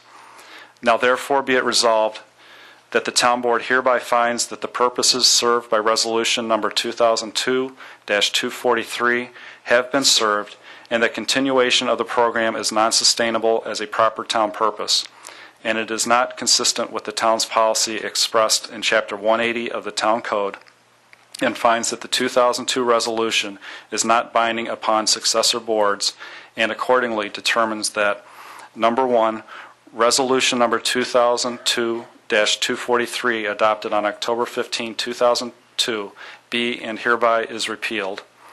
Number two, the supervisor is directed to refrain from execution of any new agreements, replacements for expired agreements, or any renewals or extension of expiring agreements made under the provisions of the program envisioned by said resolution.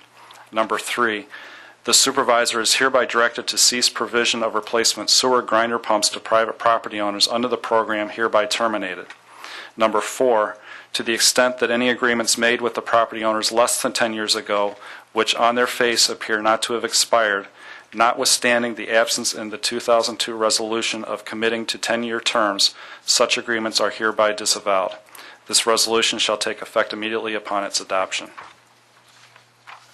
Okay, and I'll call on Mike Luby. Do you want to elaborate? The question had been posed to our firm as to whether or not there was a justification for continuing or renewing or issuing new agreements under the 2002 resolution. That resolution appears on its face and from the minutes to have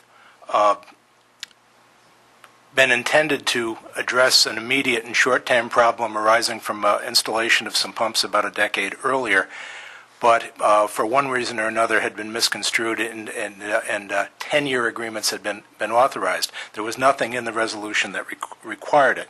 There are several problems with continuing that program, first of which is that it is unique to that one neighborhood and does not treat the residents of any other part of the town using grinder pumps in the same way.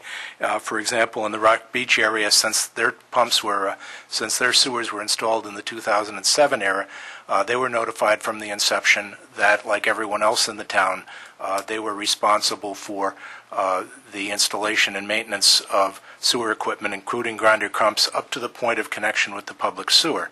By the same token, there's about 100 properties scattered around the town that are not part of a subdivision, but do need a grinder pump, which basically grinds material and makes it a little easier to move it out to the public sewer. They've also been responsible for it themselves. By repealing the amendment at this point, the town ends going forward any issue, and it creates a situation where the same treatment that's contemplated under the sewer code applies to all citizens, and it solves a few other problems under law. The comptroller's opinions for the last 15 or 20 years have been very consistent in saying that sewers are a public purpose, but that municipalities do not have the authority to install or maintain equipment that's located on private property between a building and the connection to a sewer. It solves the problem of agreements which do not appear to be consistent with the actual language of the 2002 agreement in itself. And for that reason, our firm recommended to the board that they consider a repeal. Thank you. Any other discussion?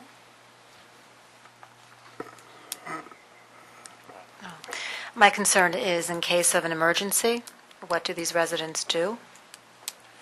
Patrick? Call a plumber.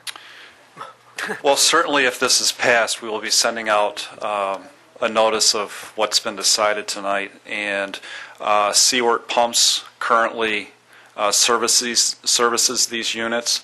They operate 24 hours a day. They do have an emergency number.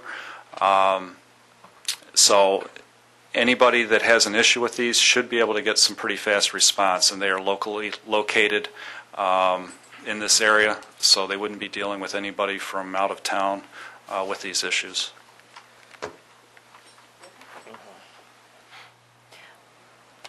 My concern also, have the residents been notified about the resolution that we are voting on today? Well, I know that the resolution's been posted accordingly, as it should. I don't know that they've all been specifically sent a letter. I would say that that has not occurred. Some of my thoughts on this thing is that we're stuck with a contract that was entered into 10 years ago by prior boards, which is why I'm always concerned about what we're doing in the future. I would like to hear from these residents. One of the big reasons is, as we're trying to research this, there's not a lot of data as to why the prior town boards did this. And if we could see some of the minutes, which I tried to search for online and could not find, I want to try to find out the legislative history and the purpose and the intent behind this. I understand all of our council's well-reasoned thoughts moving forward, and I kind of concur with moving forward. We shouldn't be in this business. My biggest concern with the resolution as it is backing out of existing agreements. A deal is a deal, whether it's good or bad, and I kind of have a concern about saying we're not going to honor an existing agreement. So with that being said, I would either feel more comfortable tabling it to the next meeting to have some residents address that so we can get the minutes, or at least honoring the existing agreements. Well, first of all, the agreement has expired, correct? 2002. So I'm assuming since 2002, these people knew that we didn't renew an agreement. They probably have some kind of backup, I would imagine, right now. I've heard from a couple people down there. They do understand the situation. They do have, obviously, there might have been a problem since 2002 with some of them. I'm not sure. But there was an agreement in place. It expired. We didn't renew it. So I'm just trying to figure out what our obligation would be. My understanding is that there's still some out there. I don't know how many. Yeah, there are, right. There's a different few. than these, though. Different. Right. No, there's some of the old 10-year agreements that are still Yeah, in. we talked about those, right. There are individual, though. there are a small Okay. number, fewer than 10, that were Okay. entered less than 10 years ago. Patrick, it was my understanding that you searched for minutes and there weren't any regarding this. You did get the minutes from that meeting and they didn't reference this. I went down to the vault where the minutes are kept. I certainly was looking for anything that would shed light onto why this decision was made. I feel pretty comfortable that there's nothing that explains in detail why this was done. And tomorrow morning I'll go back down there and, copy everything that I can find, which is not a lot. Well, I'm assuming the only way you're going to really find out what happened is go right to the source. Right. That's the only way. Whether you get an answer or not, I don't know. If you can't find the real reason why, I don't. I understand. Certainly the minutes, show who was on the board. Right. At the They don't time. reflect actually the reasoning behind, which is a question we talked about. We're not sure why this is in effect. Right. And there's, like we talked about it too, there's 8 or 9 individuals out there that have a certain same type of agreement as well. So. And evidently, there were some agreements back in 1992 related to the CDBG funding. Section 3.2 states it will be the responsibility of each individual homeowner to reconfigure their home's plumbing, making appropriate electrical hookups, and maintain pumps. The town will not be responsible for future maintenance or repair of pump units or lateral connections to the common force main. So there's a history going back to the 90s where that it wasn't a situation that was conducted by the town.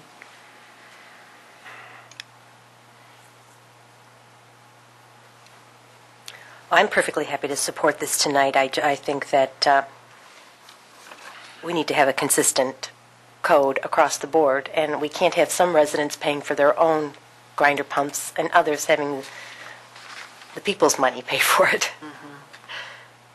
Well, is this resolution going to also be effective to the 8 or 9 individuals, or do we have to have a separate resolution for those, Mike?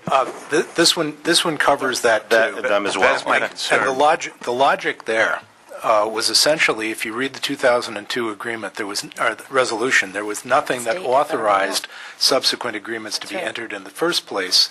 And also, there's no consideration coming in to the town, even if the town had the authority to do it, there was no consideration for the contract. And I understand your reasoning. My problem is that the contracts were entered into, and our residents relied on that. And to go back on a contract is, reneging on a deal. Well, yeah, but the one contract's expired. Are we obligated? Those I agree and I support. They're done. You're talking about the 8 or 9. I'm talking about the ones that exist. Sorry, I'm speaking to this too. There's the remainder out ones. there to say that, we're not going to honor a contract that a prior board entered into. I don't feel Do comfortable. we know, we don't know when their expired dates are on all of them, or they all this, we have no idea. They're varied. All My right. understanding is that a couple of them expire within the next few months. A few Okay. others may have a couple of years to go. Okay. Paul's concern on that point is actually paragraph 4 of the resolve clauses.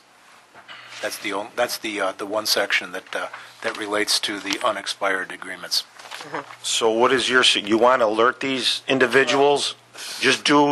You're talking about just, excuse me, just doing Schneckel Drive right now?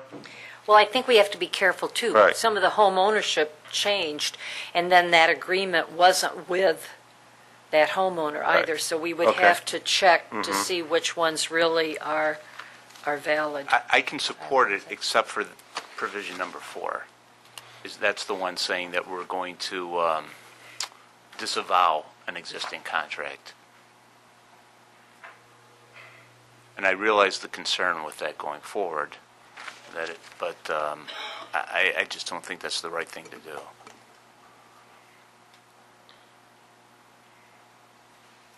Well, I'd like to know when these are expired, all of them. You know what I mean? We don't know that.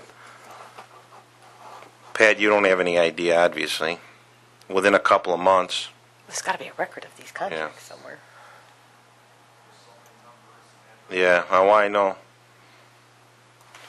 Pat, do you have any of these pumps in stock? Currently, we have 2 pumps in stock. There's one of the issues since the inception of all of this is that the original E1 pumps, you couldn't even rebuild them. Right. So once they failed, you had to get a new pump. So those original ones we were replacing with a new pump.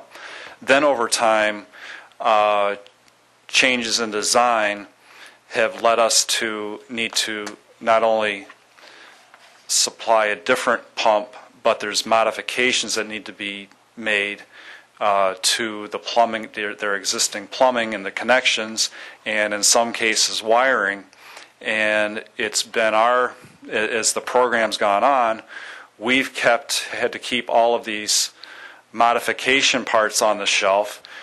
We would get a call to say that a pump has failed. Our pump shop foreman would go out to the site, look at it to find out, okay, what's the pump that's there? What pump is going to be replacing that? What parts do I need to make that connection? And then all of these things are then taken to the site and handed over to a plumber that the homeowner has hired to install this. So over time, it's gotten to be a little more complicated with replacing them.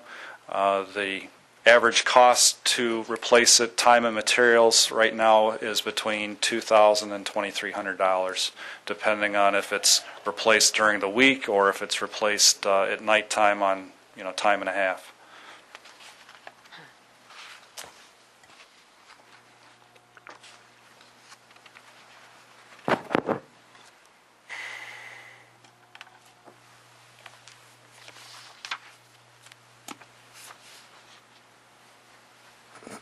Are usually the pumps themselves, are they usually standard? The unit itself, I know you got to make different connections and wiring and all that, but They're fairly similar. Right, but you don't have to have in stock a different, quite a different kinds of grinder pumps, do you? Or are they all? No, they're fairly common in size. From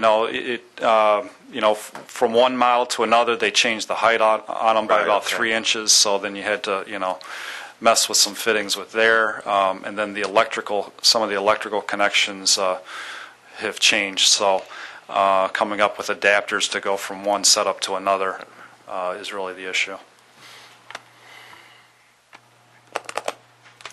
And these are all on private property and homeowners. Correct.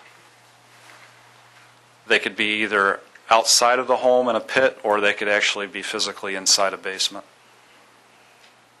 And weren't we told that there was one sitting in someone's yard and it was never connected? What I understand is in the initial handout of some of these pumps, there was one that sat in someone's yard for quite some time before it ever was used, and I don't know all the details on it, but yeah, I'm not sure if it was because they were still connected to the septic system and hadn't hired a plumber to make some of the modifications in the home or whatever, but I think the town eventually had to put some pressure on the property owner to accept the pump that had been supplied to them. Terry, do you know, was there a reassessment done at about 2002? The reassessment was done in 2000 townwide, and partial townwide assessment done in 2004. I do not know if these properties were reassessed in 2002. Thank you.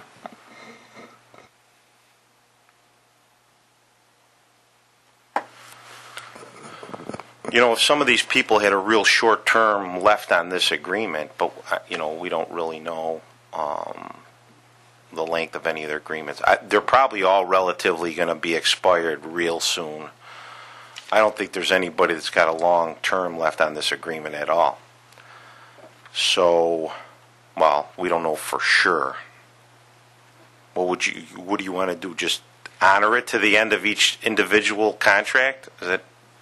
Yeah, my preference would be you can do the resolution as you have it, but, you know, we would honor the agreement as a contract that was made by a prior board. You know, these folks relied on it. It's not their fault if the town did a bad deal 10 years ago. I just don't think that we should say, well, guess what, we're not going to honor now.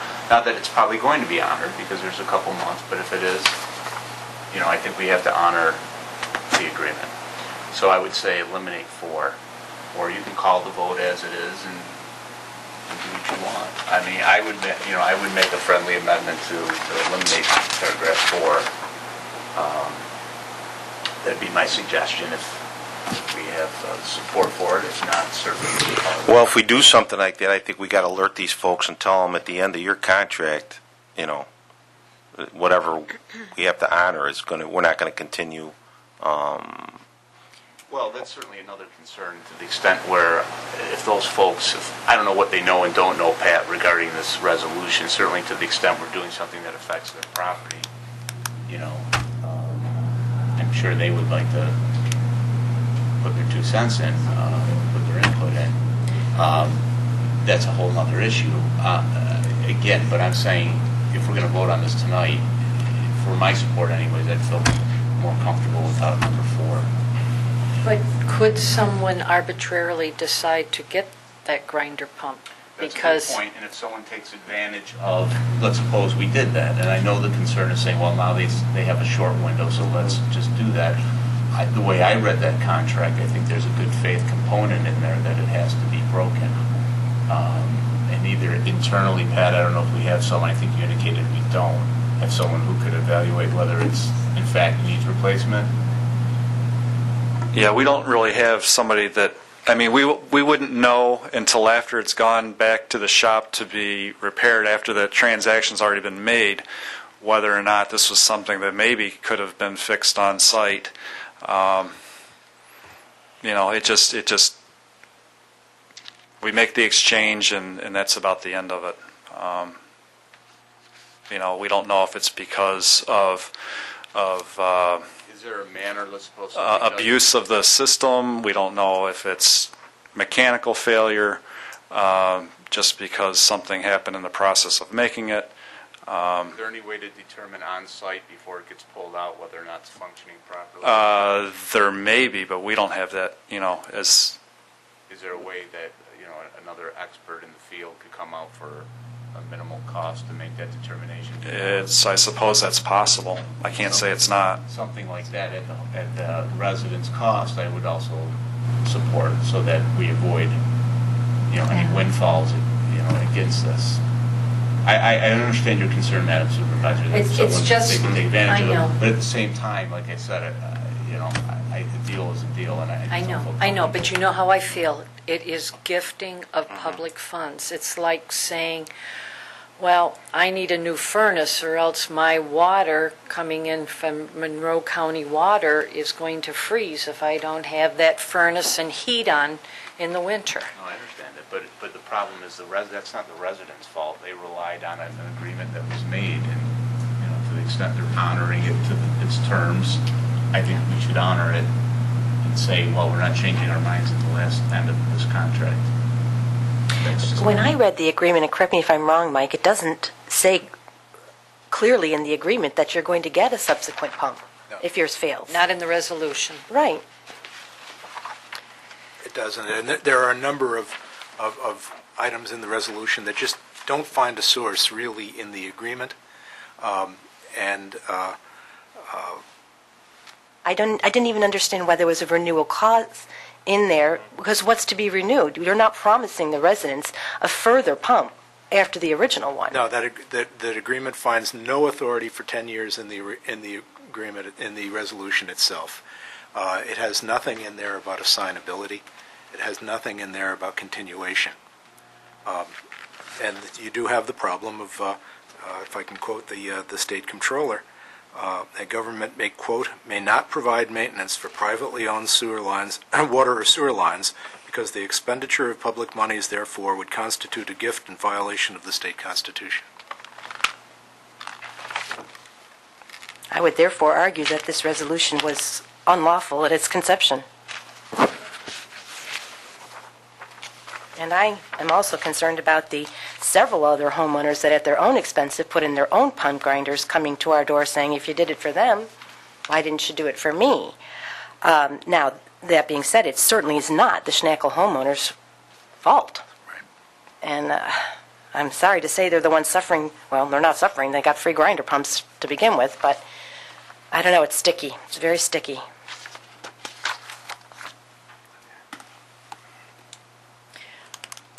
What about in the contract between the homeowner, that number 10, if any provision of this agreement shall for any reason be held or adjudged to be invalid or illegal or unenforceable by any court of competent jurisdiction, such provision so adjudged invalid, illegal, or unenforceable shall be deemed separate, distinct, and independent, and the remainder of this agreement shall be and remain in full force and effect and shall not be invalidated or rendered illegal or unenforceable or otherwise affected by such holding or adjudication. Now that's a standard severability clause, and it basically provides that if a court finds a provision to be unenforceable or invalid, that the rest of the valid portion of the agreement could still stand. It doesn't negate the agreement in and of itself. It requires that adjudication.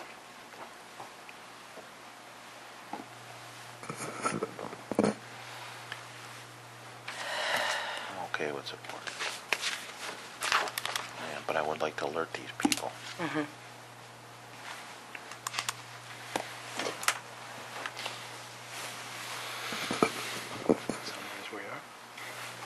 You go ahead. Okay.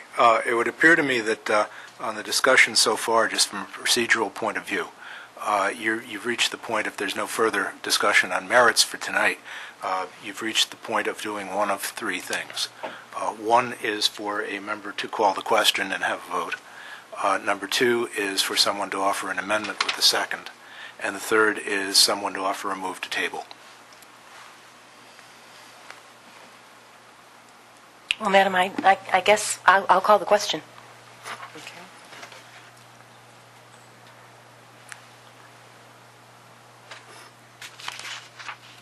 John, did you want to say something? Well, let's do that, and then but I would think these people that we're not going to continue the contract, I would like to at least let them know. Well, I think that Know what would I mean? would come from this. I think Right. this had to be the step of Right. our coming to reconciliation on this issue so that we could, speak to those residents. And Pat, if you have a couple of pumps left, I mean, you're gonna, you don't really, earn surplus back there. What do you plan on, in case, Well, I'd first find out if we have any need for them anywhere. Okay. And if not, then we would come back to the board, add Yeah, them to we'll the talk surplus about list. that, okay. Maybe somebody wants to purchase one and have it as backup in there, you know what I mean? And they can use it. What are these, what's the cost of these pumps? If you went and bought a new They're one, about $1,850 Okay. currently. Okay. That doesn't include the DPW cost of delivering them and helping out with that, which I'll... Not installation. Yeah. Correct. Okay.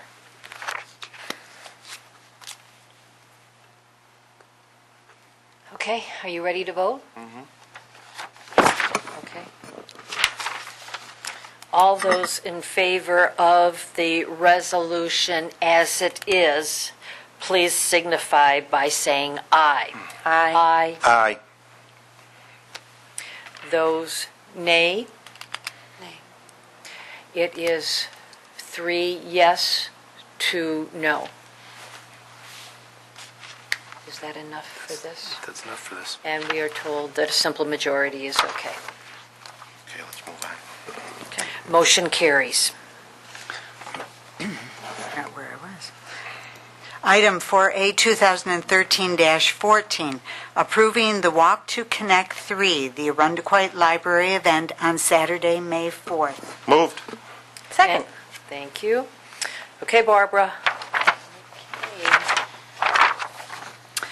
Whereas the town clerk's office received an application from the Friends of the Arundequoit Public Library requesting permission to hold their third Walk to Connect 3, the Arundequoit Library event, and whereas this event will take place on Saturday, May 4th, from either branch from 9 a.m. to 11 a.m., with on-site registration at each branch from 8 a.m. to 9 a.m. And whereas proof of current insurance, which expires on July 1st, 2013, has been received and approved by the town's insurance carrier. Now therefore be it resolved that the town board approves the application for the Friends of the Arundequoit Public Library to hold their third Walk to Connect 3, the Arundequoit Library event, on Saturday, May 4th at 9 a.m. with registration at 8 a.m. This resolution shall take effect immediately upon its adoption. Thank you. Yay. Any discussion? Okay, I know we're sponsoring. I'm not sure if I'm signed up to walk. Am I? Not yet. Well, sign me up. Mille grazie.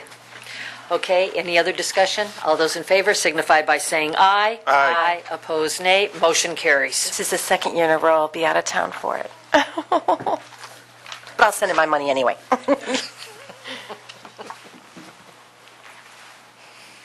I did that for Richard. He's not listening. Mille grazie. Item 4A, 2013-15, approving the West Arundequoit Central School District's Eagles Charitable Challenge on Thursday, May 23rd. Motion? Motion. And a Second. second. Thank you. Whereas the town clerk's office received an application from West Arundequoit Central School District requesting permission to hold their Eagles Charitable Challenge, a 3.1-mile race walk on Thursday, May 23rd, 2013, from 4:30 to 6 o'clock p.m. on their central campus, and whereas the purpose of this event is to reinforce employee team building, fitness, and charity fundraising, and whereas approximately 2 miles of this event are inside the campus, and the West Arundequoit Central School District is requesting permission to use public sidewalks on Hoover Road, Cooper Road, Biltmore Drive, and List Avenue. And whereas proof of current insurance, which expires on July 1st, 2013, has been received and approved by the town's insurance carrier. Now therefore be it resolved that the town board approves the application for the West Arundequoit Central School District's Eagles Charitable Challenge to be held on Thursday, May 23rd from 4:30 to 6 p.m. This resolution shall take effect immediately upon its adoption. Thank you. Any other discussion? Hearing none, let us vote. All those in favor signify by saying aye. Aye. Opposed, nay. Motion carries. And the last resolution was tabled from last year, or last month, month, I'm sorry. It was held last year, approving the Finger Lakes Regional Burn Association Annual Burn Walk on Sunday, June 9th. Moved. Second. Thank you. Whereas the Finger Lakes Regional Burn Association is a not-for-profit organization which provides prevention, education, and burn support programs for burn survivors, and whereas the Finger Lakes Regional Burn Association hosts an annual burn walk which funds its scholarships for the Summer Youth Burn Camp, and whereas this annual burn walk is traditionally held in the town of Arundequoit, and whereas the Finger Lakes Regional Burn Association wishes to maintain this event in the town of Arundequoit because of the opportunity it brings to this event: a scenic and safe walking path along the lake shore and through the park, an opportunity to partner with an Arundequoit business, Sea Breeze Amusement Park, providing more levels of participation, the available emergency services provided through the town's various volunteer emergency services organizations, and whereas proof of current insurance, which expires on June 22, 2013, has been received and approved by the town's insurance carrier. Now therefore be it resolved that the Town Board of the Town of Arundequoit hereby supports this activity by authorizing the events of the annual burn walk as outlined, scheduled for Sunday, June 9th at 9 a.m. This resolution shall take effect immediately upon its adoption. Thank you very much, Barbara. Any discussion? Hearing none. Let us all vote. Those in favor signify by saying aye. Aye. Opposed, nay. Motion carries. And that seems to be all of the items on our agenda. I do want to, as you can see on the agenda, we have a special town board meeting Friday, April 19th at 4 o'clock. And the purpose of that meeting is to adopt a resolution establishing the LaSalle's Landing Sewer District in the town of Arundequoit, County of Monroe, State of New York, pursuant to Article 12-A of the town law, as well as another resolution to adopt authorizing an intermunicipal agreement pursuant to General Municipal Law, Article 5G, with the town of Penfield to allow properties within LaSalle's Landing Sewer District to enter out-of-district agreements for sanitary sewer service. So that's what that Friday 4 o'clock board meeting is. So if you're interested in out-of-district sewers, you are more than welcome to attend. So, not hearing any other good of the order, may I entertain a motion for adjournment? And a second, please. Is there any discussion to it? Are you anxious to go home? Okay, all those in favor signify by saying aye. Aye. Opposed, nay. Motion carries. We are adjourned, and thank you everyone for coming. It's the same idea. Yeah.